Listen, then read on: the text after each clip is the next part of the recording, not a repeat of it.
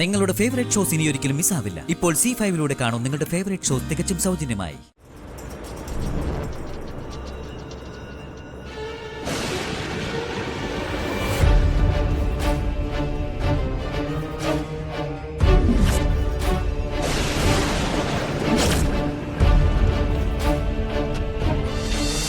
ഒരാളെയും ഒരു വാക്കുകൊണ്ടോ നോട്ടം കൊണ്ടോ പ്രവൃത്തി കൊണ്ടോ ഞാൻ ഉപദ്രവിച്ചിട്ടില്ല.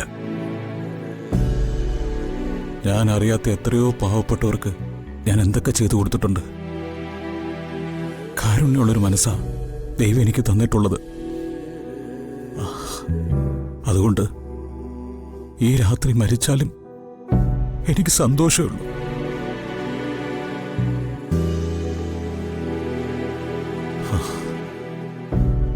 ജീവിതം ഒരു കമ്പോള സ്ഥലമാണ്. സ്വപ്നങ്ങൾ വിറ്റാണ് അവിടെ വ്യാപാരം നടക്കുന്നത്. എന്റെ സ്വപ്നങ്ങളൊക്കെ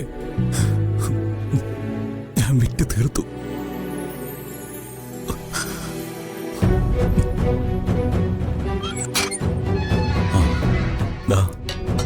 അത്താഴം വന്നു. മനുഷ്യപുത്രനെ കുരിശിലേറ്റാൻ സമയമായി. യൂദാസായി വന്ന ബാബു മിത്രമായി. കയ്യാഫസും അന്നാസും മതപുരോഹിതന്മാരുമല്ല. പന്തിയോസ് പീലാത്തോസുമില്ല. കാൽവരിയിലെ 2 കള്ളന്മാരിൽ ഒരു നല്ല കള്ളൻ കൂടെ. വാ ബാബു വാ, അവസാനത്തെ അത്താഴം നമുക്ക് ഒരുമിച്ച് കഴിക്കാം. സാറ് തമാശക്കാണെങ്കിലും ഇങ്ങനൊന്നും പറയരുത്. ഇന്ന് രാത്രി പോട്ടെ. നാളെ രാവിലെ തന്നെ ഈ കൊട്ടേഷൻ കാര്യം കാർത്തി സാറിനെ അറിയിക്കണം. ബാബു, നാളെ നേരം പുലരട്ടെ. ഇപ്പൊ വാ, കഞ്ഞി കുടിക്കാം. ശരി.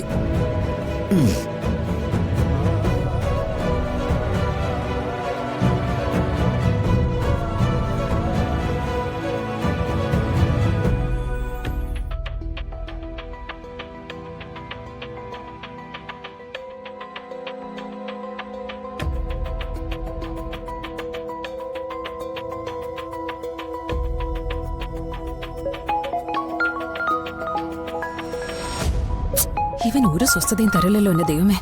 ആള് കയ്യിലേക്ക് കിട്ടാതെ കൊടുക്കാൻ പറ്റൂ? ഹലോ, നീ എവിടെയായിരുന്നു മൈഥിലി? നിനക്കെന്താ വീണ്ടും സംശയമാണോ? ഞാൻ ഇവിടെ തന്നെ ഉണ്ടായിരുന്നു. നീ ഫോൺ എടുക്കാൻ വല്ലാത്ത ഡിലേ, അതുകൊണ്ട് ചോദിച്ചാ. പലരുടെയും കണ്ണ് വെട്ടിച്ചാ ഞാനിവിടെ ഓരോന്ന് ചെയ്യുന്നേ. അത് നീ മനസ്സിലാക്കണം. എടീ, നീ ദേഷ്യപ്പെടാതെ. ഞാൻ ചിലപ്പോഴൊക്കെ നിന്നോട് ദേഷ്യപ്പെട്ടും പൊട്ടിത്തെറിച്ചൊക്കെ സംസാരിക്കുന്നത് നമ്മുടെ ഭാവി ഭദ്രമാക്കാനല്ലേ. അതുകൊണ്ട് നീ പിണങ്ങരുത്. ദേ, നമ്മുടെ വിലയേറിയ ഓരോ സമയം നഷ്ടപ്പെട്ടുകൊണ്ടിരിക്കുക. നമുക്കും വേണ്ട ഒരു ജീവിതം. എനിക്കറിയാടാ, പക്ഷെ ഞാൻ ശ്രമിക്കാഞ്ഞിട്ടല്ലോ. നീ ശ്രമിക്കുന്നില്ല എന്നൊന്നും ഞാൻ പറഞ്ഞില്ലല്ലോ. എത്രയും പെട്ടെന്ന് വാള് കൈക്കലാക്കണമെന്നേ ഞാൻ നിർബന്ധം പിടിക്കുന്നുള്ളൂ.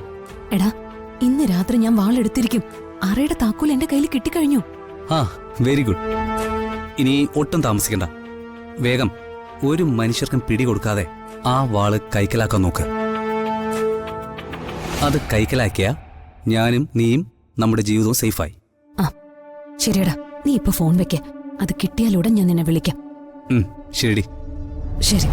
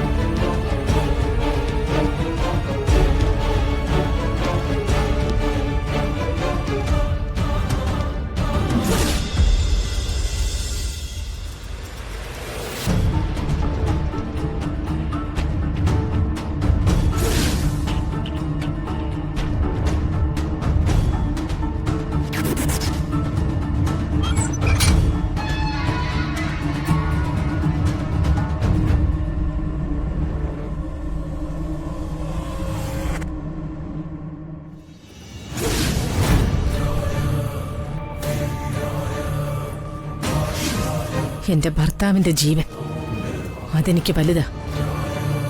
ഒരാവശ്യം പറഞ്ഞപ്പോ ഇല്ല എന്ന മറുപടി. ഈ അപമാനത്തിന് ഒരേ ഒരു പ്രതികാരമേ ഉള്ളൂ.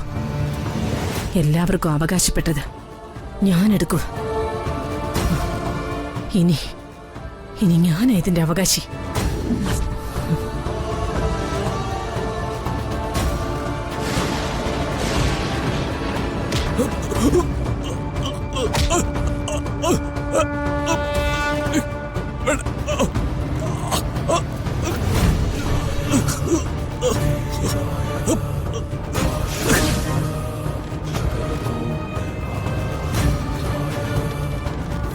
മനസ്സിൽ എരിഞ്ഞു പുകഞ്ഞോണ്ടിരുന്ന തീക്കനൽ പകുതി കെട്ടു.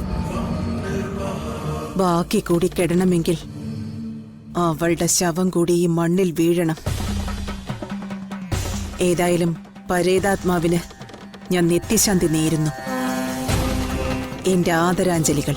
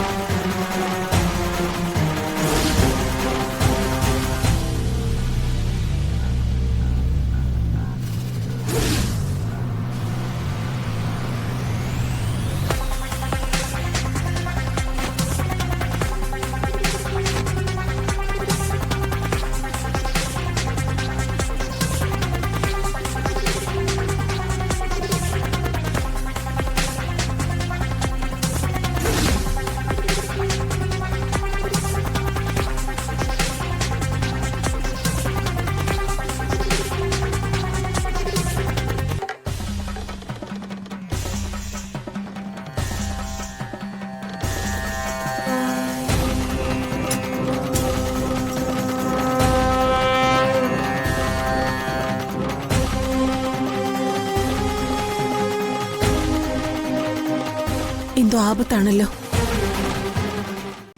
ഡൗൺലോഡ് ചെയ്യൂ C5 ആപ്പ്. കാണൂ എല്ലാ എപ്പിസോഡുകളും സൗജന്യമായി.